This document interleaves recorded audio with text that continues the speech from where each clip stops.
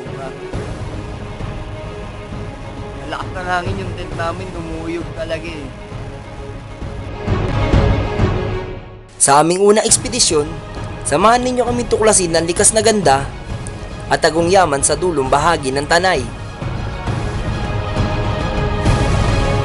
Para sa akin kasi ang Daraitan, isa siyang paraiso na nakatago sa dulo ng Tanay. Ang Baryo Daraitan.